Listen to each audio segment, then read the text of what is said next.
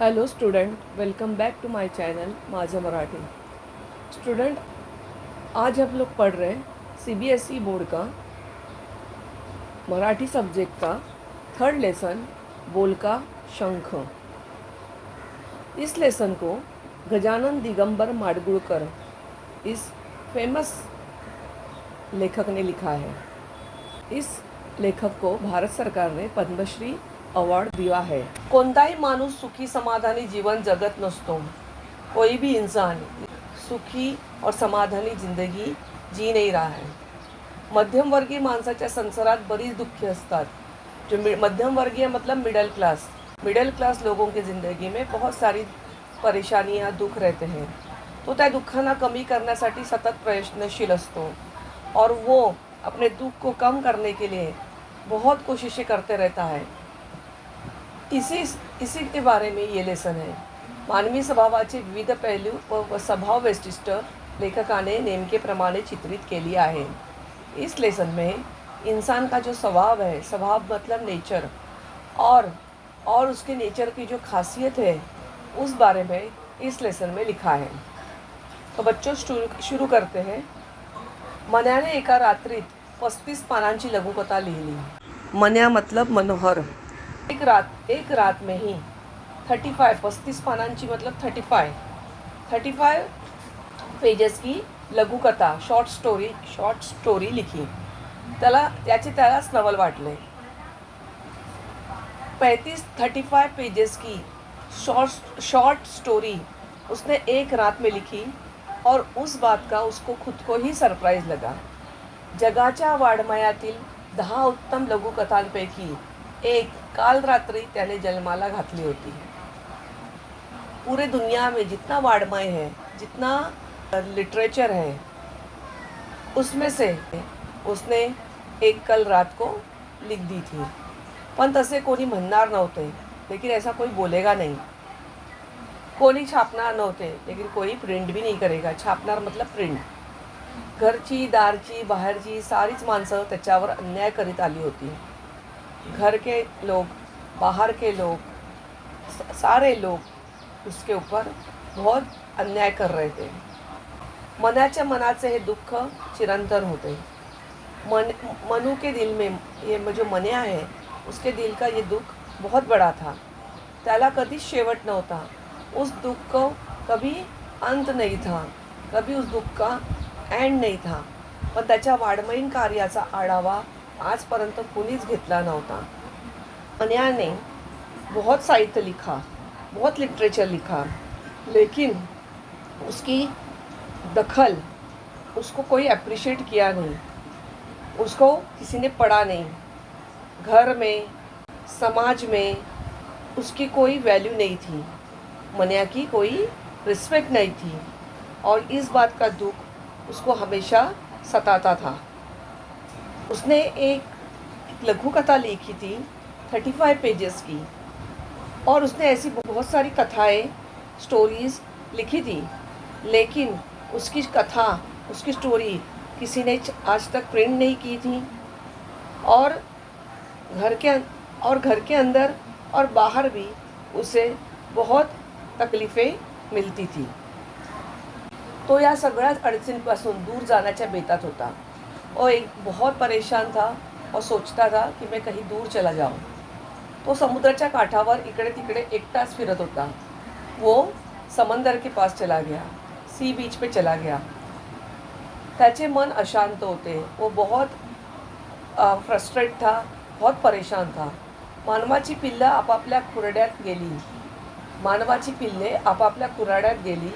जळत राहिलेले दिवे, घोंगावणारा समुद्र आणि अथांग शांतता एवढेच समुद्रावर उरले। मतलब जो बच्चे आए थे खेलने के लिए सी बीच पे, जो इंसान आया था सी बीच पे, वो हर एक कोई इंसान अपने अपने घर में लौट गया। अभी समंदर के पास सी बीच पे सिर्फ दिए रह गए थे, लाइट्स, और समंदर रह गया था और एकदम पीस, शांतता मतलब पीस, सायलेंस रह गई थी। बाजूच्या वाळवंटात एक पांढरी वस्तू उठून दिसली। तो त्या वस्तूजवळ गेला। वाळवंट मतलब रेत। उसको रेत में एक सफ़ेद कलर की चीज़ दिखी। तो वो वहाँ पे गया. निरखून पाहू लागला. बहुत ध्यान से देखने लगा. वाळू दिसणारी वस्तू ही शुद्र होती, पोकळ होती. तो भला मोठा शंख होता. वाळू मतलब सैंड. वाळू उस सैंड में उसको एक बड़ा सा शंख मिला. शंख जो पिक्चर में दिखाया गया है वो शंख मिला. वो भी बहुत बड़ा था और लेकिन अंदर कुछ भी नहीं था. मन्याने त्या शंखाला लात मारली. मन्याने उसको किक किया. लात मारली मतलब किक मारी. ए लात काय मारतोस, मी काय तुझ्या वाटेवर पडलोय. उसमें से आवाज़ आई कि मुझे तो पैर क्यों मार रहा है. लात मतलब पैर क्यों मार रहा है, मैं क्या तेरे रास्ते के बीच में हूँ. वाळूतून बोलल्यासारखा आवाज़ आला. वो शंख में से ये आवाज़ आई. मन्याने चमकून आजूबाजूला पाहिले. कुठे कोणीच नव्हते. मन्याने देखा आजूबाजू में, लेकिन वहाँ पे तो कोई भी नहीं था. तो शंख परत गडगडत त्याच्याजवळ पायाजवळ आला आणि फिदी फिदी हसू लागला.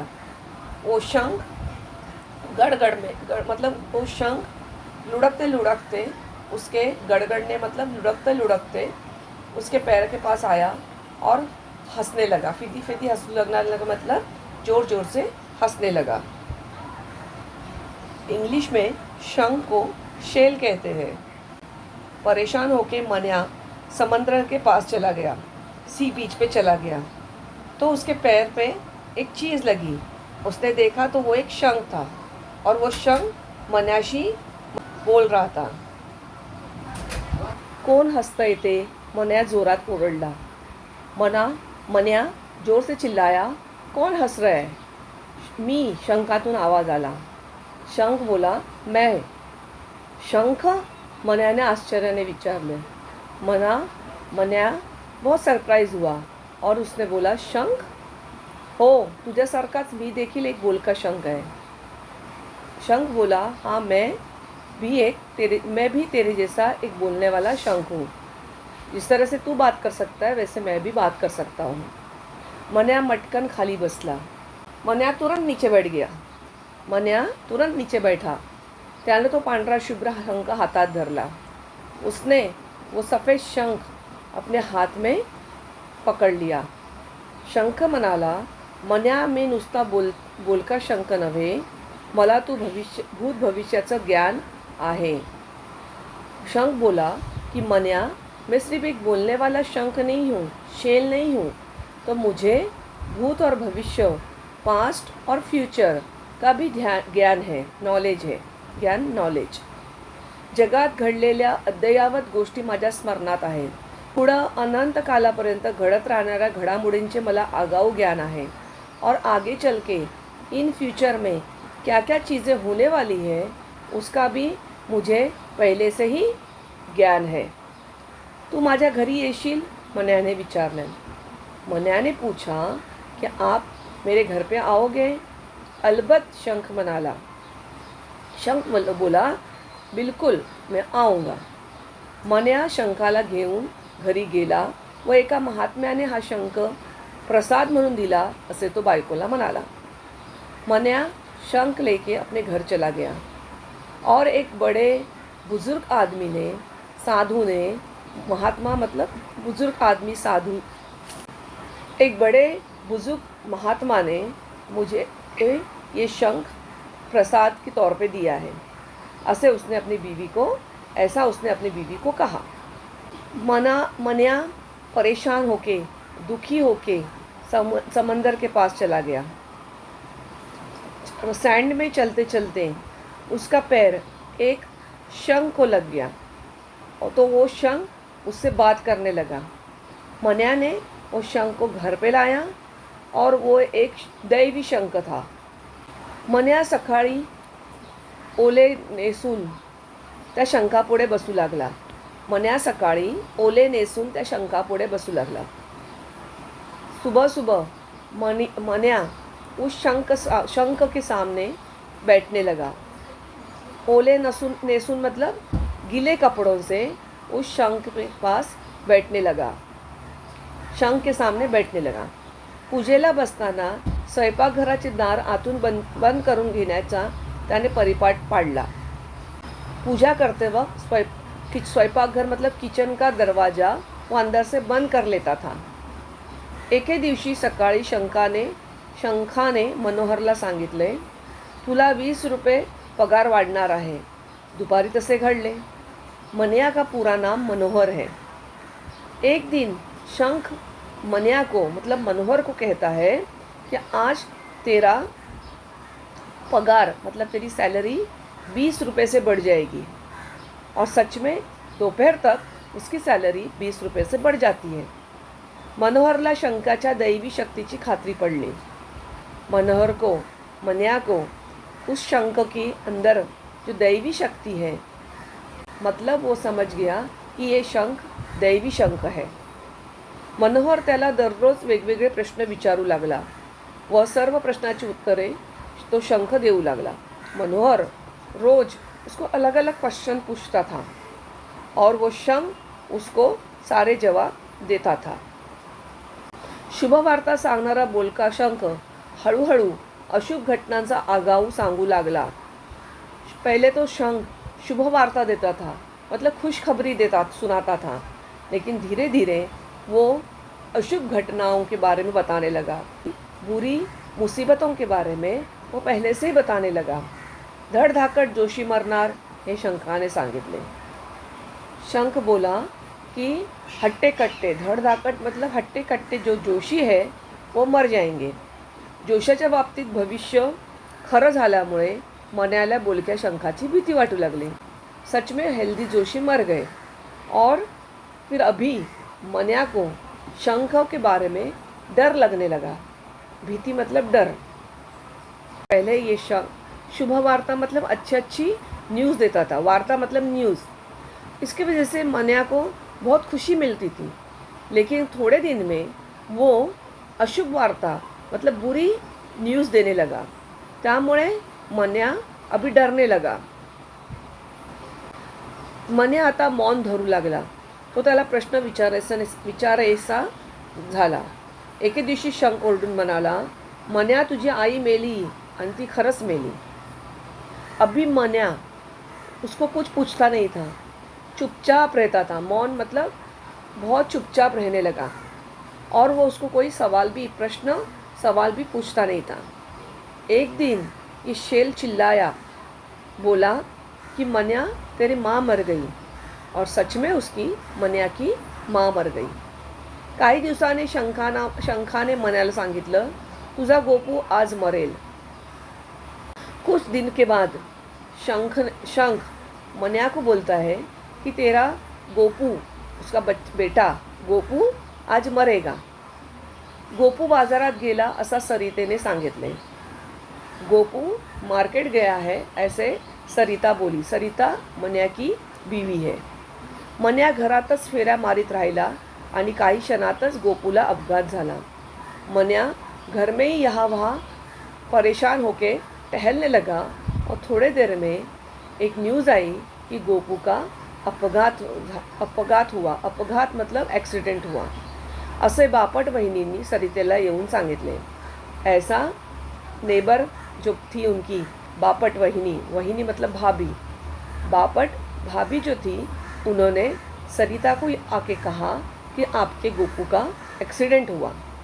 पोरगा गेला तो गेलाच, बायकोने अंथरूण धरले.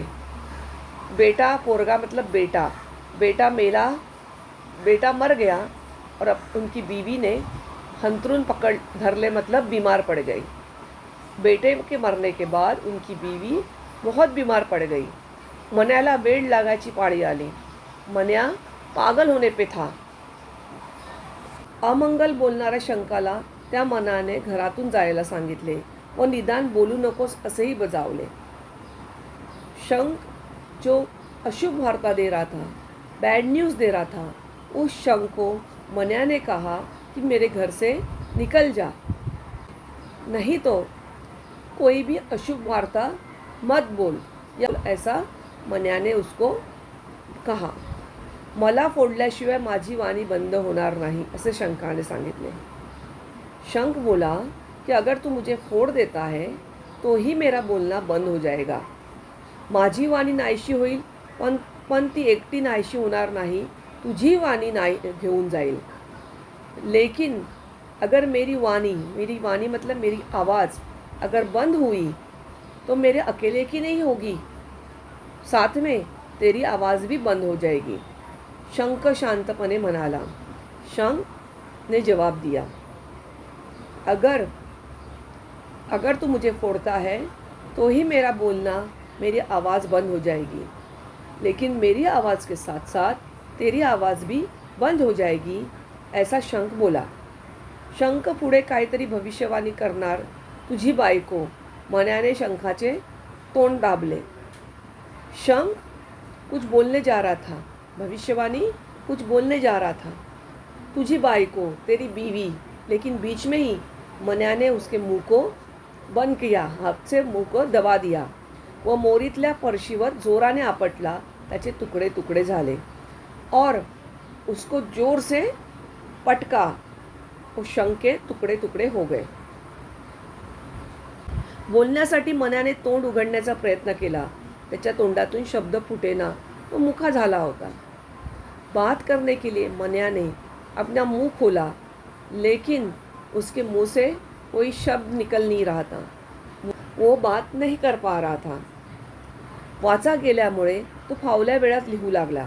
उसकी आवाज़ चली जाने की वजह से अभी वो ज़्यादा से ज़्यादा लिखने लगा, क्योंकि उसके पास बहुत फ्री टाइम उसको मिलने लगा, तो वो लिखने लगा. संपादक मंडळी सहानुभूतीच्या पोटी त्याचे लेखन प्रस्तुत करू लागली. संपादक मंडली मतलब पब्लिशर उसको सहानुभूति देने के लिए, सहानुभूति मतलब उसको मदद करने के लिए उसने जो भी लिखा है, जो भी स्टोरीज़ लिखा है, उसको वो प्रिंट करने लगे और फेमस करने लगे. और बघता बघता मनोहर कुलकर्णी प्रथित यश कथाकार झाला. और देखते देखते मनोहर कुलकर्णी मतलब मन्या बहुत बड़ा स्टोरी राइटर बन गया. मन्या शंख से डरने लगा. शंख ने उससे कहा कि अगर तू मुझे तोड़ेगा तो मेरे साथ तेरी भी आवाज़ चली जाएगी. फिर भी मन्या उसको तोड़ देता है और तोड़ने के बाद मन्या की आवाज़ चली जाती है. लोग अभी उसके ऊपर सहानुभूति दिखाते हैं. सहानुभूति मतलब मर्सी, दया दिखाने लगते हैं. और धीरे धीरे वो प्रसिद्ध हो जाता है, फेमस हो जाता है और उसका नाम प्रसिद्ध कथाकार हो जाता है. मतलब वो अच्छा स्टोरी लिखने वाला बन जाता है. इस लेसन के ज़रिए से लेखक हमें जीवन में आने वाले सुख दुख के बारे में बता रहे हैं. और ऐसे सुख दुख जो जीवन में आते हैं, परेशानियाँ जो आती है, उससे हमें डरना नहीं चाहिए, ऐसा लेखक का कहना है. और ये लेसन इसी बारे में है. तो बच्चों, इस लेसन का एक्सप्लेनेशन यही ख़त्म होता है. छोटा सा लेसन था, इजी लेसन था. मेरा वीडियो अगर आपको अच्छा लगा हो तो मुझे लाइक, शेयर और सब्सक्राइब ज़रूर करें. Thank you.